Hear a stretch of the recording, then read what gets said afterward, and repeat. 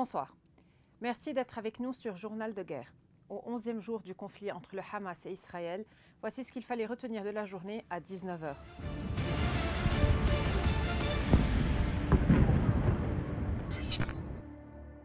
Nous commençons avec la situation à la frontière libano-israélienne.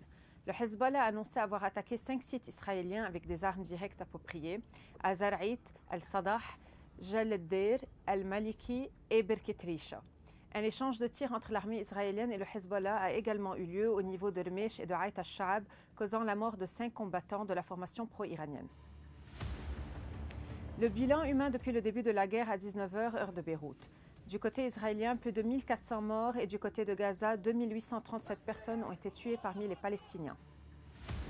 Quelques 2000 membres de l'armée américaine ont été placés en état d'alerte pour un éventuel déploiement au Moyen-Orient en soutien à Israël, en guerre avec le Hamas depuis l'attaque sanglante du mouvement islamiste sur le sol israélien, a déclaré mardi le Pentagone. Aujourd'hui, le ministre de la Défense, Lloyd Austin, a placé quelques 2000 soldats et une série d'unités en état d'alerte maximale à travers un ordre de préparation au déploiement, indique un communiqué, afin d'augmenter la capacité de la défense américaine à répondre rapidement à une situation sécuritaire évolutive au Moyen-Orient. Le Haut-Commissariat de l'ONU aux droits de l'homme a mis en garde mardi Israël contre un transfert forcé de civils à Gaza, indiquant qu'une évacuation temporaire doit remplir des conditions, dont la mise à disposition d'un logement. Le guide suprême iranien, l'ayatollah Ali Khamenei, a prévenu mardi que personne ne pourra arrêter les forces de la résistance à Israël si les Israéliens poursuivaient leur offensive contre Gaza.